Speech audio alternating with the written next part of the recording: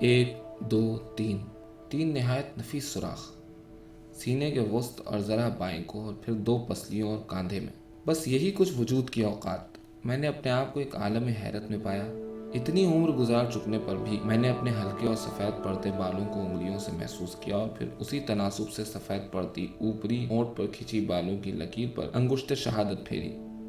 इतनी उम्र गुजार चुकने के बावजूद मैंने आज तक न जाना था कि ज़िंदगी का खात्मा करने वाली गोलियों के ज़ख्म इतने नफीस, ऐसे साफ सुथरे होते हैं। दरअसल ये सब कुछ कातिल की महारत पर मुनहसर है। अब देखें ना, ये कोई ऐसा माहिर था कि दिल को ऐन उसी जगह पर निशाना बनाया जहां खून की पूरी गर्दिश का दारोमदार होता है, और दिल फौरन रुक गया।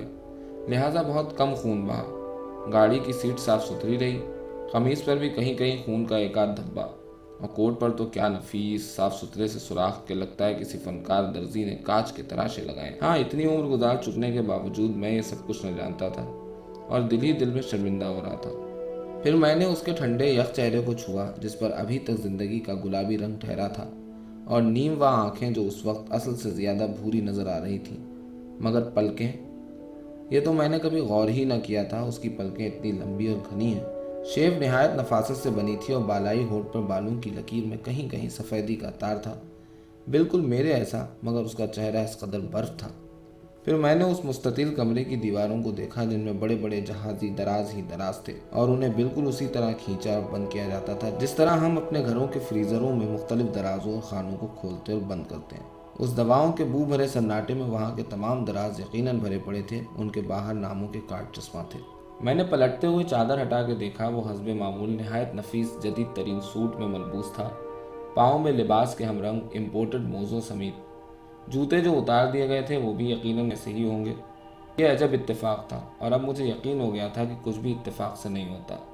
तमाम सदियों बल्कि अज़ल की मनसूबाबंदी का ज़हूर है, छोटे से लेकर बड़े से बड़े वाक़ये या सानहे तक। मसलन अब ये इमारत से बाहर खुलते हुए पाँव में आने वाले एक कुर्सी नुमा सियाह चूटे को मैंने इरादतन पाँव से कुचला।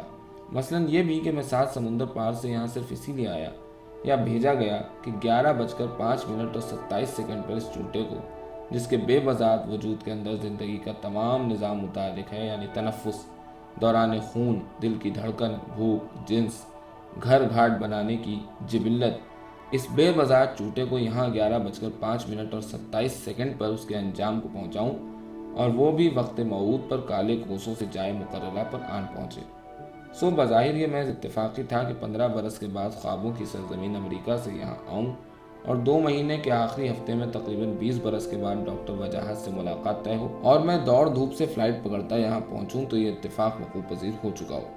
डॉक्टर वजाहत एक चीज़ बनकर अस्पताल के एक फ्रीज़र में मुंजमद हो। वजाहत, जिसको हम लेडी किलर कहते थे। यूनिवर्सिटी के ज़माने में वो अपने आप को अमेरिकन एक्टर ब्रिटलैंड कॉस्टर कुछ गलत न समझता था। ऊँचे लंबे कद, फराख शानों और गर्दन तक छूलते बालों के साथ वो डिपार्टमेंट के बरामदों में दूर ही से नजर आ जाता, और यूनिवर्सिटी के 90% लड़कियों के चेहरे उसके नाम पर गुलाबी हो जाते थे। हम तो जूनियर स्कूल से एक साथ रहे थे। गलियों में हरे पत्तों पर बिकने वाली लाल अमरूदों, खट्टे के रस और पिसी सुर्ख मिर्चों की चाट के साथ साथ गली नंबर 7 की नुक्कड़ पर लाला की दुकान के माई भूरी के रंग बिरंग मीठे बालों के गुच्छे, और खेल के मैदान, मिट्टी उड़ाते मैदान के किनारे बहरी जहाज के व्हील की मानिंद हाथ से घुमाने वाली माल्टे की रस वाली मशीन का गिलास भर जूस आधा आधा करते हम यूनिवर्सिटी तक आन पहुंचते थे। छोटी छोटी सुर्ख ईंटों से बने चबूतरों, दीवारों, मिमटियों वाली इस इमारत का कोई कायदा कुलिया तो था नहीं। साइंस और आर्ट्स के तमाम शोबे न जाने किन किन रास्तों से बाहम आन मिलते थे। बज़ाहिर हर शाख अलग अलग थी, मगर कच्ची पक्की रविशों से सब कुछ एक था। हर चेहरा आशना, और फिर वजाहत का चेहरा तो जैसे हर दीवार पर इश्तिहार की तरह चस्पा था। हम अक्सर शोबा नफ्सियात की नाहिद और फिरोज़ा के चक्कर में झाड़ियों भरी कच्ची रविशों से उलझते घूम फिर अनारकली के बानू बाजार जा निकलते। बानू बाजार का भी अजब सिलसिला था। बाजार के वसत में एक छोटी सी गली, और उसके अंदर एक चौकोर किता, फिर उसमें से निकलती मुख्तलिफ रविशें, जिनके किनारे किनारे चूड़ियों, मेकअप, मसनूई ज़ेवरात, रंग बिरंग चप्पलों, दुपट्टों, मलबूसात और न मालूम क्या कुछ। गरज रंगो नूर के पिटारे खुले होते। कहने को यहाँ मर्दों का दाखिला ममनू था, मगर ऐसा होता कब था।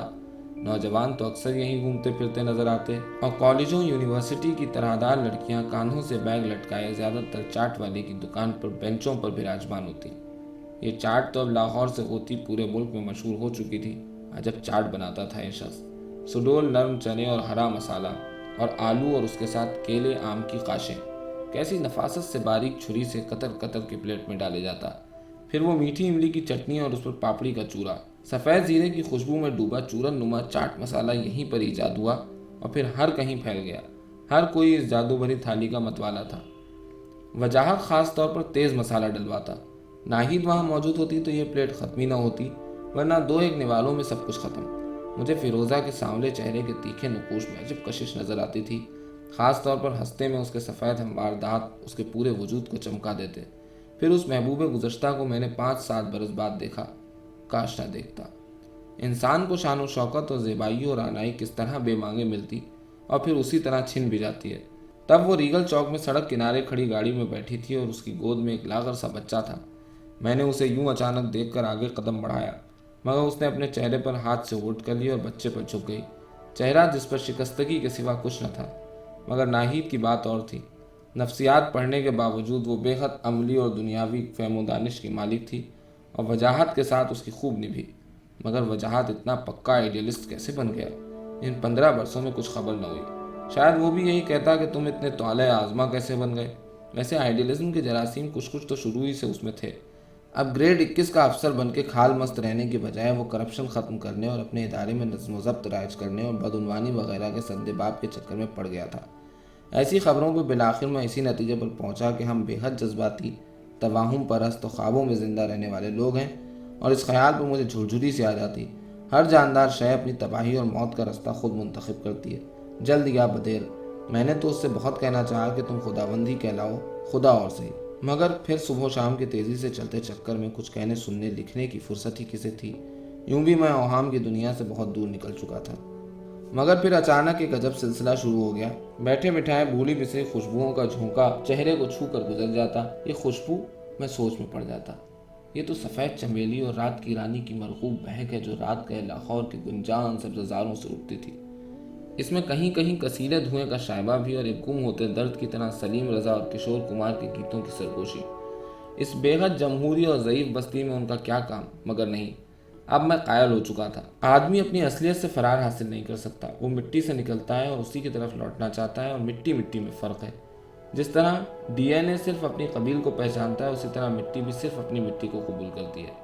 یہ اور اس طرح کے بہت سے خواب آلود اوہام اب مجھے وقت بے وقت گھیرنے لگے تھے، یہ سب جانتے ہوئے بھی کہ کچھ بھی کبھی اسی حالت میں قرار نہیں پکڑتا کہ وہاں سب کچھ بدل چکا ہوگا، کہ اب کتنے ایک لوگ ہوں گے جو جانے بہارا رشک چمن اور مرنے کی دعائیں کیوں مانگوں جینے کی تمنا کون کرے جانتے پہچانتے ہوں گے، اور بانو بازار میں چاٹ کی دکان بھی کسی ریستوران کے لیے جگہ خالی کر گئی ہوگی، اور گنجان انارکلی کے گن میں دھنی رام اسٹریٹ کی نفیس کراکری کی کشادہ چمکتی دمکتی دکانوں کو پار کر کے لوہاری دروازے تک پہنچتے پہنچتے چیف بوٹ ہاؤس کے باپردہ ایک بہت بڑا دیوقامت سیاہ دھات کا بوٹ، جس میں رسیوں کے تسمے پڑے رہتے اور جسے ہم کسی جن کا بوٹ سمجھتے تھے، اور قریبی وہ بمبئی کلاتھ ہاؤس، زربفت اور قیمتی ریشم کی وہ کئی منزلہ عمارت جس میں کسی کا داخلہ ہی یہ راز افشا کر دیتا تھا کہ گھر میں کسی شادی خانہ آبادی کی آمد ہے، اور جس کی دہلیز پار کرتے ہی طلسمات کی دنیا کھل جاتی، اور اس کے بعد فالودے اور قلفیوں کی دکانیں جہاں تر و تازہ مٹکوں کے دہانوں پر سرخا سرخ صافیاں بندھی ہوتی اور ان میں دھات کے مخروطی سانچوں میں جمی قلفیاں جن کے ڈھکنے آٹے نما لیمپ سے مہر بند ہوتے تھے۔ ظاہر ہے سب کچھ اب وہاں نہ ہوگا، بس گزرے وقت کا پورا سیب سایہ یہاں سے وہاں تک تنا ہوگا جو صرف کچھ لوگ ہی دیکھ سکتے ہوں گے۔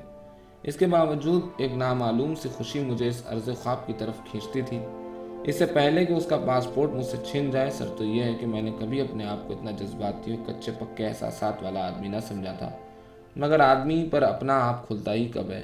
یہ تو قدم قدم ہونے والے امکانات ہیں جو آخری دم کلائمیکس پر جا پہنچتے ہیں اور اس کے ساتھ ہی اینٹی کلائمیکس بھی مر جاتا ہے۔ جو کچھ بھی تھا، ان سڑکوں، روشوں، بازاروں اور باغوں کے علاوہ جن لوگوں سے ملنا تھا ان میں وجاہت سر فہرست تھا، لیکن اس سب کو اس طرح نہ ہونا تھا۔ وجاہت کو ان شہریوں کے ہجوم میں چھوڑ کر مجھے بہت جلد چلے جانا تھا، شہری جن میں کہیں اس کے قاتل بھی موجود تھے جو اس کو کندھا دینے کے لیے ایک دوسرے کو دھکیل کر آگے بڑھ رہے تھے، اور مصروف سڑک پر ٹریفک منجمد ہو گئی تھی۔ اس قدر اژدہام عاشق کا جنازہ ذرا دھوم سے اٹھے، اس اندھے قتل پر کچھ وہ بھی تو ہوں گے جو دل ہی دل میں ہنس رہے ہوں گے۔ میں لوگوں کے ہجوم میں سے بمشکل باہر نکلا اور ایئرپورٹ کے لیے کیب پکڑنے کی راہ دیکھنے لگا۔ اس وقت وہ جو آدمی کے اندر وقت کی ایک راہداری سے کھلی رہتی ہے ایک دم بند ہو گئی تھی۔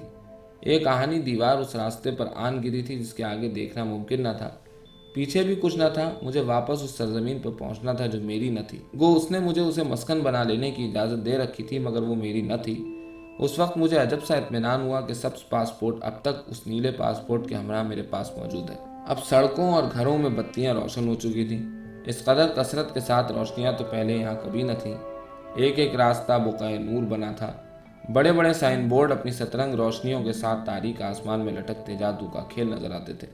یہاں اور وہاں پردیس کی سڑکوں اور بستیوں میں ویسا کون سا فرق باقی رہ گیا تھا۔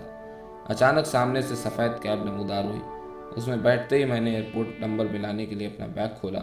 اس میں سے تمام کاغذات ماں پاسپورٹ اور کرنسی اور سیل فون غائب تھے۔ میری واپسی کی فلائٹ میں صرف 2 دن باقی تھے۔ ان جانی پہچانی مگر اجنبی سڑکوں پر یہ عجب تجربہ تھا۔ مگر عجب کہاں، اس کے لیے صدیوں بلکہ زمانوں منصوبہ بندی کی گئی تھی۔ اسی مقام پر، اسی طرح، اسی وقت پر یہ سب کچھ ہونا مقرر تھا۔ پولیس اسٹیشن پر متعلقہ افسر نے ابھی پیالی میں چائے اونڈیلی ہی تھی اور کیک کا پیس اس میں بھگو کر منہ میں ڈالنا چاہتا تھا۔